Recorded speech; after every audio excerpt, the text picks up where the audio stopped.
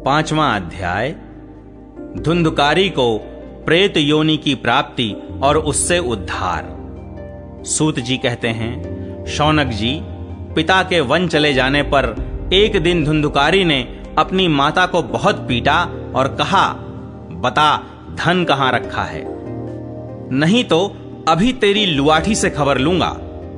उसकी इस धमकी से डरकर और पुत्र के उपद्रवों से दुखी होकर वह रात्रि के समय कुएं में जा गिरी और इसी से उसकी मृत्यु हो गई। योगनिष्ठ गोकर्ण जी तीर्थ यात्रा के लिए निकल गए। उन्हें इन घटनाओं से कोई सुख या दुख नहीं होता था, क्योंकि उनका न कोई मित्र था न शत्रु। धुंधुकारी 5 वेश्याओं के साथ घर में रहने लगा। उनके लिए भोग सामग्री जुटाने की चिंता ने उसकी बुद्धि नष्ट कर दी और वह नाना प्रकार के अत्यंत क्रूर कर्म करने लगा। एक दिन उन कुलटाओं ने उससे बहुत से गहने मांगे। वह तो काम से अंधा हो रहा था। मौत की उसे कभी याद नहीं आती थी। बस उन्हें जुटाने के लिए वह घर से निकल पड़ा। वह जहां तहां से बहुत सा धन चुराकर घर लौट आया तथा उन्हें कुछ सुंदर वस्त्र और आभूषण लाकर दिए। चोरी का बहुत माल देखकर रात्रि के समय स्त्रियों ने विचार किया कि यह नित्य ही चोरी करता है, इसलिए इसे किसी दिन अवश्य राजा पकड़ लेगा। राजा यह सारा धन छीनकर इसे निश्चय ही प्राण दंड। जब एक दिन इसे मरना ही है, तब हम ही धन की रक्षा के लिए गुप्त रूप से इसको क्यों न मार डालें। इसे मारकर हम इसका माल मत्ता लेकर जहां कहीं चली जाएंगी। ऐसा निश्चय कर उन्होंने सोए हुए धुंधुकारी को रस्सियों से कस दिया और उसके गले में फांसी लगाकर उसे मारने का प्रयत्न किया। इससे जब वह जल्दी न मरा तो उन्हें बड़ी चिंता हुई। तब उन्होंने उसके मुख पर बहुत से दहकते अंगारे डाले। इससे वह अग्नि की लपटों से बहुत छटपटा कर मर गया। उन्होंने उसके शरीर को एक गड्ढे में डालकर गाड़ दिया। सच है, स्त्रियां प्रायः बड़ी दुस्साहसी होती हैं। उनके इस कृत्य का किसी को भी पता न चला। लोगों के पूछने पर कह देती थीं कि हमारे प्रियतम पैसे के लोभ से अब की बार कहीं दूर चले गए हैं, इसी वर्ष के अंदर लौट आएंगे। बुद्धिमान पुरुष को दुष्टा स्त्रियों का कभी विश्वास नहीं करना चाहिए। जो मूर्ख इनका विश्वास करता है उसे दुखी होना पड़ता है। इनकी वाणी तो अमृत के समान कामियों के हृदय में रस का संचार करती है, किंतु हृदय छुरे की धार के समान तीक्ष्ण होता है। भला इन स्त्रियों का कौन प्यारा है। वे कुलटाएं धुंधुकारी की सारी संपत्ति समेटकर वहां से चंपत हो गईं। उनके ऐसे न जाने कितने पति थे और धुंधुकारी अपने कुकर्मों के कारण भयंकर प्रेत हुआ। वह बवंडर के रूप में सर्वदा 10 दिशाओं में भटकता रहता था तथा शीत धाम से संतप्त और भूख प्यास से व्याकुल होने के कारण हा दैव चिल्लाता रहता था, परंतु उसे कहीं भी कोई आश्रय न मिला। कुछ काल बीतने पर गोकर्ण ने भी लोगों के मुख से धुंधुकारी की मृत्यु का समाचार सुना। तब उसे अनाथ समझकर उन्होंने उसका गया जी में श्राद्ध किया और भी जहां जहां वे जाते थे उसका श्राद्ध अवश्य करते थे।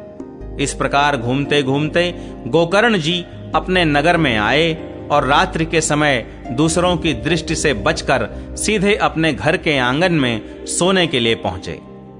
वहां अपने भाई को सोया देख आधी रात के समय धुंधुकारी ने अपना बड़ा विकट रूप दिखाया। वह कभी भेड़ा, कभी हाथी, कभी भैंसा, कभी इंद्र और कभी अग्नि का रूप धारण करता। अंत में वह मनुष्य के आकार में प्रकट हुआ। ये विपरीत अवस्थाएं देखकर गोकर्ण ने निश्चय किया कि यह कोई दुर्गति को प्राप्त हुआ जीव है। तब उन्होंने उससे धैर्यपूर्वक पूछा। गोकर्ण ने कहा, तू कौन है? रात्रि के समय ऐसे भयानक रूप क्यों दिखा रहा है? तेरी यह दशा कैसे हुई? हमें बता तो सही। तू प्रेत है, पिशाच है अथवा कोई राक्षस है? सूत जी कहते हैं, गोकर्ण के इस प्रकार पूछने पर वह बार बार जोर जोर से रोने लगा। उसमें बोलने की शक्ति नहीं थी, इसलिए उसने केवल संकेत मात्र किया। तब गोकर्ण ने अंजलि में जल लेकर उसे अभिमंत्रित करके उस पर छिड़का। इससे उसके पापों का कुछ शमन हुआ और वह इस प्रकार कहने लगा। प्रेत बोला, मैं तुम्हारा भाई हूं, मेरा नाम है धुंधुकारी। मैंने अपने ही दोष से अपना ब्राह्मणत्व नष्ट कर दिया। मेरे कुकर्मों की गिनती नहीं की जा सकती। मैं तो महान अज्ञान में चक्कर काट रहा था, इसी से मैंने लोगों की बड़ी हिंसा की। अंत में कुलटा स्त्रियों ने मुझे तड़पा तड़पा कर मार डाला। इसी से अब प्रेत योनि में पड़कर यह दुर्दशा भोग रहा हूं। अब दैववश कर्म फल का उदय होने से मैं केवल वायु भक्षण करके जी रहा हूं। भाई, तुम दया के समुद्र हो, अब किसी प्रकार जल्दी ही मुझे इस योनि से छुड़ाओ। गोकर्ण ने धुंधुकारी की सारी बातें सुनी और तब उससे बोले। गोकर्ण ने कहा, भाई, मुझे इस बात का बड़ा आश्चर्य है। मैंने तुम्हारे लिए विधि पूर्वक गया जी में पिंडदान किया, फिर भी तुम प्रेत योनि से मुक्त कैसे नहीं हुए? यदि गया श्राद्ध से भी तुम्हारी मुक्ति नहीं हुई, तब इसका और कोई उपाय ही नहीं है। अच्छा, तुम सब बात खोल कर कहो, मुझे अब क्या करना चाहिए? प्रेत ने कहा, मेरी मुक्ति सैकड़ों गया श्राद्ध करने से भी नहीं हो सकती। अब तो तुम इसका कोई और उपाय सोचो। प्रेत की यह बात सुनकर गोकर्ण को बड़ा आश्चर्य हुआ। वे कहने लगे, यदि सैकड़ों गया श्राद्धों से भी तुम्हारी मुक्ति नहीं हो सकती, तब तो तुम्हारी मुक्ति असंभव ही है। अच्छा, अभी तो तुम निर्भय होकर अपने स्थान पर रहो, मैं विचार करके तुम्हारी मुक्ति के लिए कोई दूसरा उपाय करूंगा।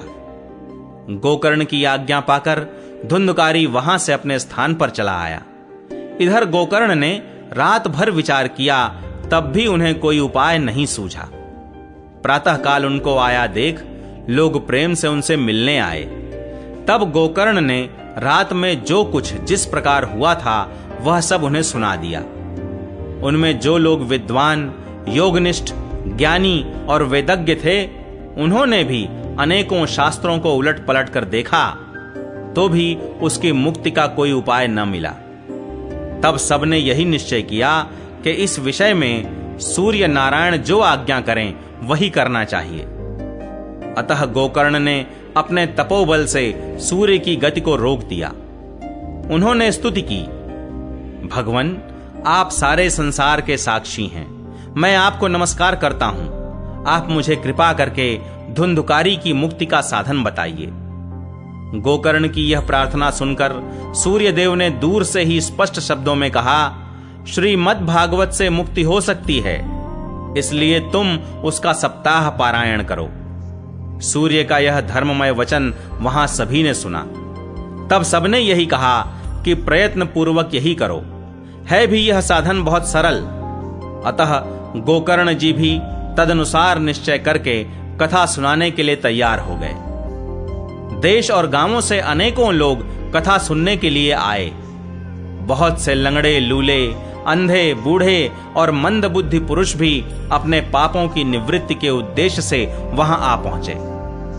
इस प्रकार वहां इतनी भीड़ हो गई कि उसे देखकर देवताओं को भी आश्चर्य होता था। जब गोकर्ण जी व्यास गद्दी पर बैठकर कथा कहने लगे, तब वह प्रेत भी वहां आ पहुंचा और इधर उधर बैठने के लिए स्थान ढूंढने लगा। इतने में ही उसकी दृष्टि एक सीधे रखे हुए 7 गांठ के बांस पर पड़ी।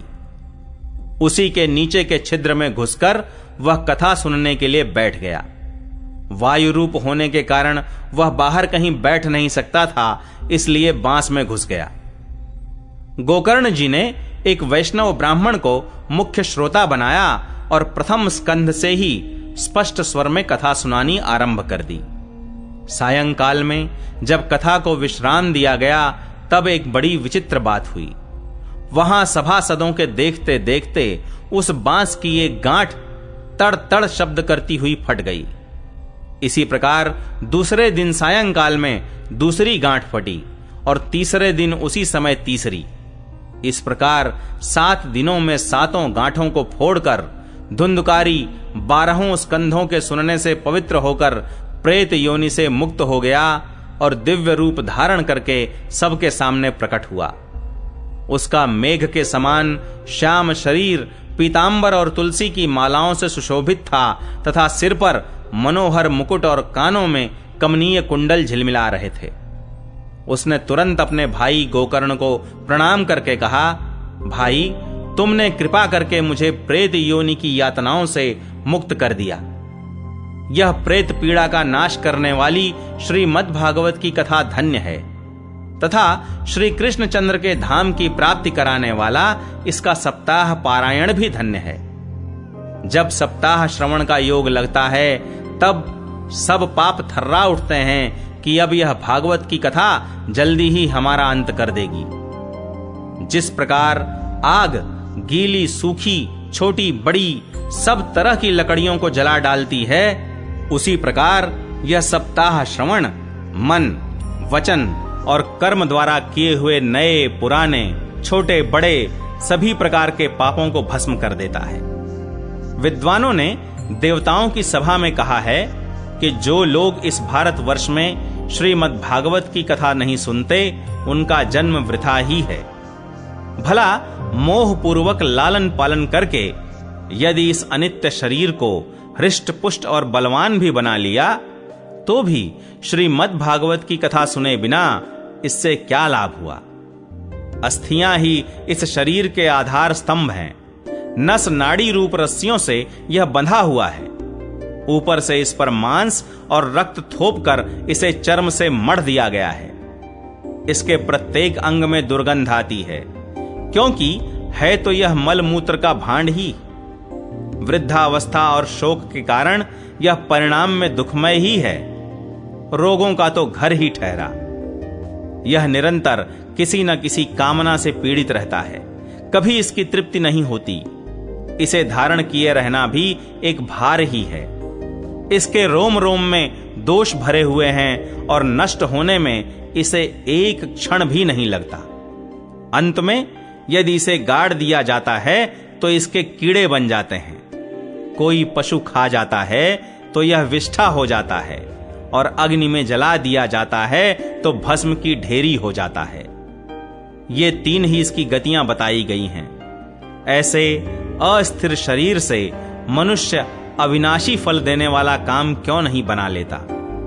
जो अन्न प्रातः काल पकाया जाता है वह सायंकाल तक बिगड़ जाता है, फिर उसी के रस से पुष्ट हुए शरीर की नित्यता कैसी। इस लोक में सप्ताह श्रवण करने से भगवान की शीघ्र ही प्राप्ति हो सकती है।